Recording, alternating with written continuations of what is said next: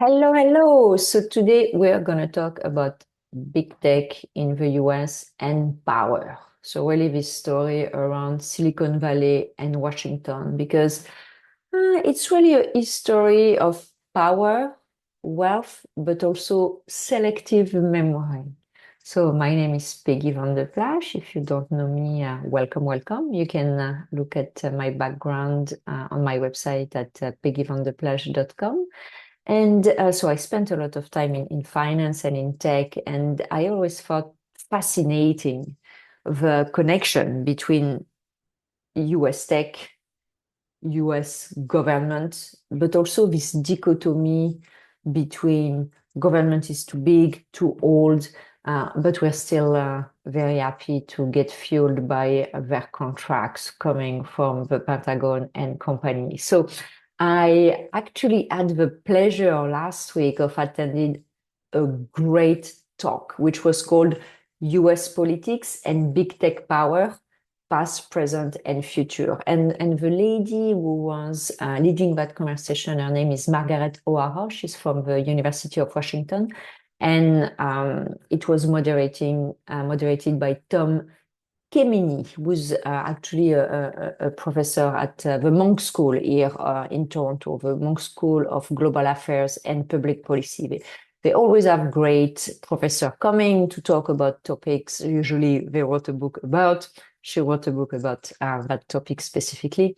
And so she spent a couple of hours with us explaining us the topic of her research and answering our questions. So I really, really want to bring this paradox of Silicon Valley really up front because it's interesting to understand how did big tech become so dominant economically, politically, and even philosophically now, while actually convincing itself that it stands apart from the institution that built it. So I'll tell you a bit more about that. So, you can see big tech really brands itself as rebellious and as far as possible from the government. And it has always been, this story of garage-born innovation, the lone genius, the private ingenuity. But actually, when you really look at the historical record, it is way less romantic and it's way more entangled with the state. And it's not from yesterday. In the 40s, so, not yesterday, in the 40s, HP, so Hewlett-Packard, really thrived thanks to Pentagon defense contracts. If you look at a company that was kind of deemed the original startup, Fairchild Semiconductor, they built the chip industry of NASA space contracts. One of the things that Professor O'Mara mentioned is that the internet itself was a Pentagon invention, not a startup story. So here I agree to disagree or disagree to agree because there are different stories of how the internet was invented, some from the UK, some wrote the origin in France. One thing we all agree upon is that it's not coming from Silicon Valley. So I think that's what we can all agree on. The exact origin is a bit more murky. Being French, I think that the Minitel that was built in the 80s was probably actually the ancestor of the internet. But anyway, it's another story. If we continue in the 1980s, so Steve Jobs, who was always very anti-government, actually lobbied the Congress to bring Macs, his computers, his Macintosh, into classrooms. And if you remember, not that long ago, in 2023, the Silicon Valley Bank bailout, and it was again the same thing. When the system falls, well, tech turns to the state. So again, like from infrastructure to procurement to regulation, the US government has been really fundamental to Silicon Valley's rise. And yet, many of these same companies have built their brands and worldviews on these ideas that, like this sentiment that is really anti-government. Government is broken, we move fast, they slow us down. I think it's a bit of a cognitive dissonance, actually, because it is an industry that thrives on public infrastructure and political access.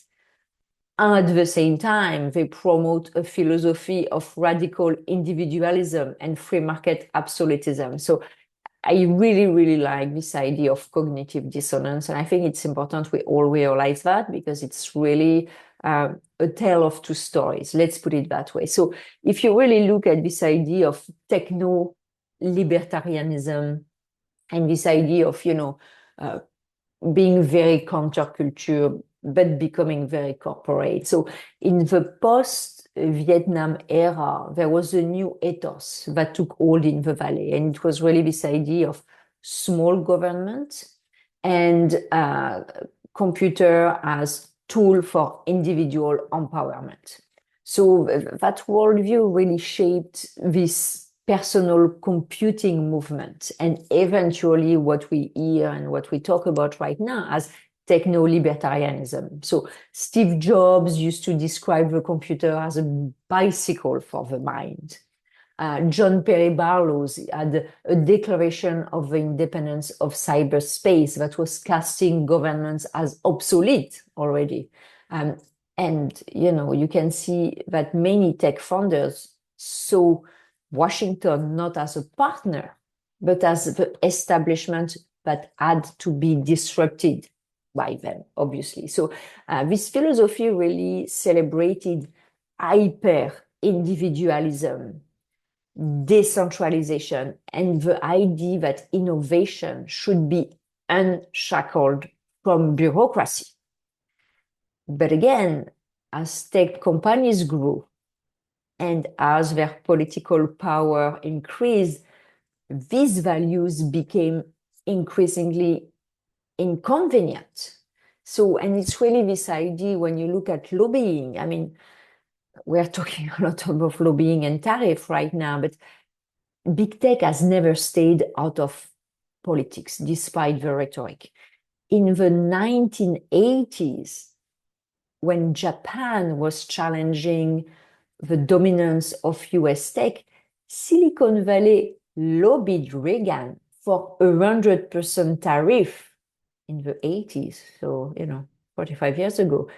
As I mentioned, Steve Jobs campaigned in DC Congress for 2 weeks in order to be able to shape the education policy and mostly sell his own computer. He eventually was able to do it in California, actually, after the Congress turned it down. When Obama was in power, he held a very famous, actually, fireside chat with Zuckerberg. And his administration, the Obama administration, it becomes a revolving door between the Valley. People were going from Silicon Valley to the Obama administration and back and forth. So, and you don't have to look very far either. If you look at the presidential inauguration in 2025, tech billionaires wrote $1 million check in order to be at the presidential inauguration. So these checks were written to the presidential inauguration committee. So again, this idea that big tech is remote from the government, could not be more false. And again, it's not new, it's just that now it's more visible. And, today the challenge is that tech CEOs are not just company leaders, they're political actors, they're policy influencers, and in some cases, they are philosopher kings, of a new digital order. So what happens really, I think it's the question we need to ask ourselves more and more. What happens when tech questions democracy, as it is the case now? And a lot of the most provocative moments in the event when I was at this conference really came from the audience. You could really see the discomfort from the people, and I as well ask a question. You could really feel like this growing distance between the tech philosophical leanings and democratic ideals. And that distance really, really frightened people, including myself. So a lot of the questions, if not almost all the questions, actually were linked to this idea of how can we rein big tech, what's the impact on democracy, their philosophy. So, maybe some of you already know this actually terms and philosophy, dark enlightenment, which is a belief system that question democracy itself. And I mean, a lot of tech leaders are flirting with dark enlightenment. And the idea is no elections, no consensus building, a CEO-led governance model for society. And again, that suspicion that democratic institutions are too slow, too compromised, just obsolete. And I mean, the implications, they're pretty chilling. And yet they echo in the corners of the industry, in AI, in crypto, in space, and platforms like, OpenAI, Blue Origin, SpaceX, they are now shaping, global trajectories, but often without public input or democratic guardrails. And I mean, if you really look at tech now, it's really supersizing of power and wealth. The concentration of wealth in tech is unprecedented.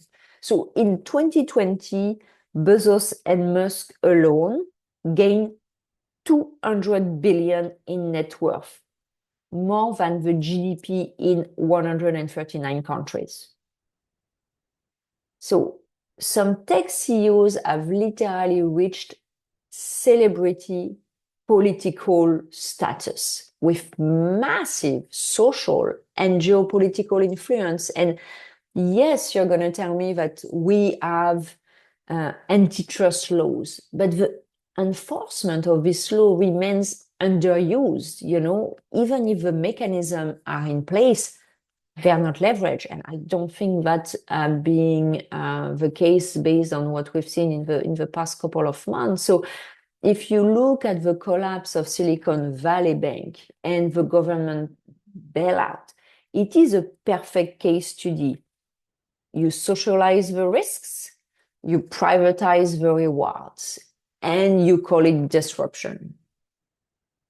So I think we really entered a moment where tech is not just an industry, it is a parallel governance structure, but with fewer checks and balances. So you're going to ask me, okay, what now? Well, tech, likes to position itself as building the future, but really like whose future and who gets a say? Because as we navigate the future of AI, digital platform, space colonization, we have to ask, can democracy keep up with the pace and scale of tech? I would argue not. Can we rein in monopolies? Sorry.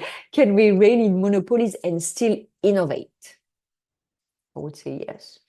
And what is the right relationship between public policy and private power? And I think right now we really reach the apex of this very unsettling, cozy relationship. And we see it every day with what's happening in the Trump administration, with the disproportionate impact of Elon Musk, who was obviously not elected, who's not a public servant, and nonetheless is making decisions for a large country that impacts the rest of the world. Because, like at the end of the day, democracy is not a bug in the system. That's something we need to agree on. It is not a bug in the system. It is the operating system. So we really need to remember that and build accordingly. So anyway, I would love to hear your thoughts. Where do you see the relationship between big tech and government going from here? Do you think we have reached the tipping point and hopefully we're going to go in a more reasonable balance of power? Or do you think it's just going to get worse, meaning even more power for big tech? So anyway, thank you so much for listening. Always great to share my thoughts with you. Again, you can find me on my website, peggy.com. I'm a financial person by background. And thank you so much again for listening. Don't hesitate to reach out, comment with whatever you think is appropriate. And I'm looking forward to our next chat. Bye-bye.